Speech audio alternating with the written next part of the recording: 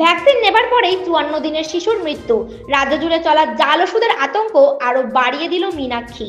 শুক্রবার জলপাইগুড়ি জেলার ক্রান্তি ব্লকের মৌলানি গ্রামে সদ্য সন্তানহারা পরিবারের সঙ্গে দেখা করতে যান সিপিআইএম দলের যুব সংগঠন ডিওয়াইএফআই এর রাজ্যের সম্পাদক মীনাক্ষী মুখার্জি।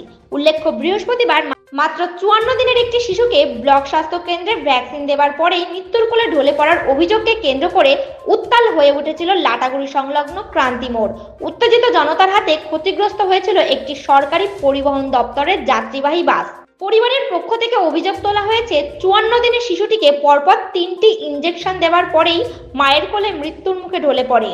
এদিন সকালে সন্তান হারানোর শোকে পাথর পরিবারের সদস্যদের সঙ্গে দেখা করার পর মীনাক্ষী মুখার্জি রাজ্যের স্বাস্থ্য পরিষেবা নিয়ে একাধিক প্রশ্ন তুলে বলেন, রাজ্য জুড়ে জাল ওষুধের চক্র সক্রিয়।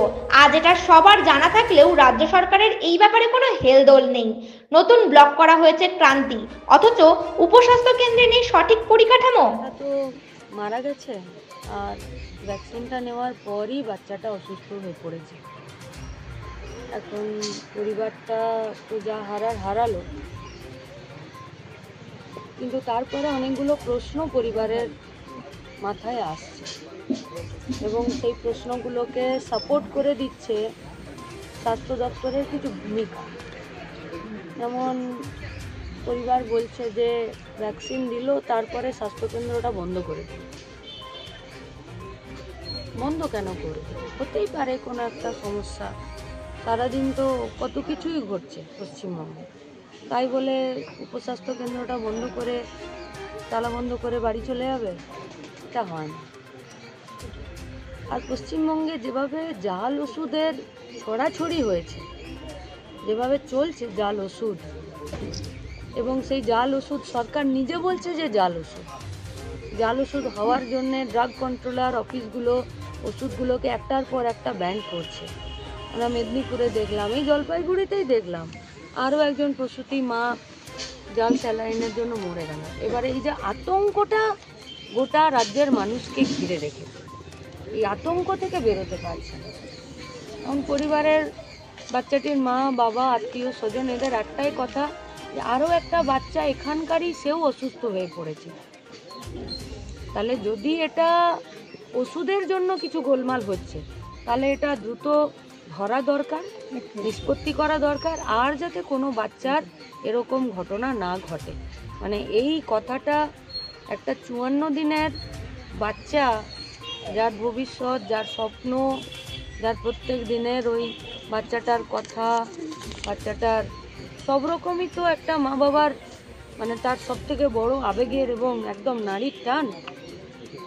তো সেইটার নিয়েও বাচ্চার মা বাবা যে এই কথাটা বলছে, এইটা আমাদেরকেও সাহস দিচ্ছে যাতে আর কারো না হয়। দ্বিতীয় কথা হচ্ছে যে এখানে একটা নতুন ব্লক হয়েছে, সেখানে একটা ব্লক ঘোষণা করেছে রাজ্যের সরকার। সেখানে একটা স্বাস্থ্য বিএমওএইচও আছে, স্বাস্থ্য দপ্তরও আছে ব্লক লেভেলের, কিন্তু তার কোনো সঠিক পরিকাঠামো নেই। কার কাছে যাবে, কি বলবে, কে কোনো গুরুত্বপূর্ণ ভূমিকা গ্রহণ করবে, উপস্বাস্থ্য কেন্দ্র তো কি দেখবে, কোন ব্যাচের ওষুধ আসছে, কি হচ্ছে, কোন ডাক্তার দেখবে, কি বলবে, কারো কিচ্ছু নেই। এফআইআর করতে গেল পরিবার, পুলিশ যথেষ্ট গাফিলতি করলো, তাই তো টাল বাহানা করতে লাগলো পুলিশ।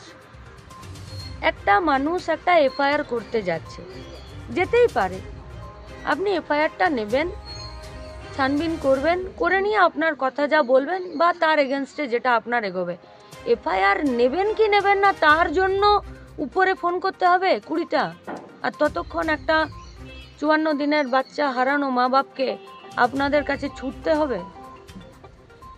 এই যে গোটা বিষয়টা, এই বিষয়টা গোটা রাজ্যের মানুষের মনে জাল ওষুধ সম্পর্কে একটা আতঙ্ক তৈরি করছে। আমরা বলবো, পরিবার দাবি করেছে যে ম্যাজিস্ট্রেটের উপস্থিতিতে সম্পূর্ণ ভিডিওগ্রাফি করে পরিবারের একজনের উপস্থিতিতে যাতে ওই বাচ্চাটার পোস্টমর্টম হয়। এটা বলতেও আমাদের মানে বুকে, মাথায়, মুখে সব জায়গায় ব্যথা হচ্ছে। কি বলি বলুন তো, 54 দিনের বাচ্চার পোস্টমর্টম হবে, ও শরীরটা কাটাকাটি করবে, কি আছে এইটুকু বাচ্চার, 4 আঙ্গুলের একটা বাচ্চার, কিন্তু করবে। পরিবার এই দাবিও করছে যে ফরেনসিক করাতে হবে এবং নিরপেক্ষ তদন্ত করুক, যাতে আর কোনো বাচ্চার সাথে এই ধরনের ঘটনা না ঘটে। আমরা আপনাদের মাধ্যমে এই এলাকার, এই জেলার এবং গোটা রাজ্যের মানুষকে বলবো যে একটা সন্তানহারা পরিবারের পাশে থাকুন। বাচ্চাটাকে তো ফেরত পাবে না, অন্তত পক্ষে কি করে হলো আর যাতে কারো না হয়, সেই শান্তিটুকু যাতে এই পরিবারটা পায়, তার জন্য গোটা রাজ্যের মানুষ, এই জেলার মানুষ, এখানকার প্রশাসন, পুলিশ, স্বাস্থ্য দপ্তর এবং আপনারা মিডিয়া, আপনারা এই পরিবারটার পাশে থাকুন। এটা আপনাদের কাছে আমাদের একান্ত অনুরোধ এবং আবেদন। আজ ওদের হয়েছে, কাল আপনার বাড়িতে কার কি হবে আমরা কেউ জানি না। আতঙ্কে রয়েছে পশ্চিমবঙ্গ। শিক্ষা, স্বাস্থ্য, চাকরি সব দুর্নীতির অভিযোগ। এরপর তৃণমূল 2015 সিট পাবে, বাকিটা কি বিজেপি পাবে? এটা প্রশ্ন। কানে মা আর ঠাকুমাটার কান্নার আওয়াজটা আসছে। ঠাকুমাটা বলছে যে আমি রাত 4টা পর্যন্ত বাচ্চাটাকে নিয়ে থাকি। 54 দিনের বাচ্চা সম্পর্কে ওর দিদার এতটা মানবিক আবেগ, এত সুন্দর আবেগ যে জানো বাচ্চাটা আমার খুব চালাক ছিল। কাঁদলে গান গাইতাম, গানটা চুপ হয়ে গেলেই ও সাথে সাথে চোখ খুলে তাকাতো, যাতে আমি ফিরে গানটা করি। এ আবেগ, এ অনুভূতি আর কোথাও পাওয়া যায় না। সেখানে কে কটা সিট জিতছে বড় কথা না। কি বললেন? বললাম যে আমাদের যেটা আছে বিচার বিভাগীয় যে ব্যবস্থাটা আছে, তো ময়নাতদন্তের যেটা মানে পোস্টমর্টমের যে রিপোর্টটা হবে, ওই রিপোর্টটা হচ্ছে ভিডিওগ্রাফি হবে, ফার্স্ট টু লাস্ট। ভিডিওগ্রাফি হবে, তারপরে হচ্ছে ম্যাজিস্ট্রেটের ওখানে উপস্থিতি অনুযায়ী ওই ভিডিওগ্রাফিটা করা হবে। করার পরে আর ওই সঠিক তদন্ত করে তার সুব্যবস্থা করার জন্য যে দোষী সাব্যস্ত যে আছে তাদের বিরুদ্ধে যাতে সঠিক ব্যবস্থা না হয়। সঠিক ব্যবস্থা। আপনারা কি ফরেনসিক রিপোর্টের দাবি করছেন? ফরেনসিক রিপোর্ট চাইছেন? তার নাম কৌশিক অধিকারী।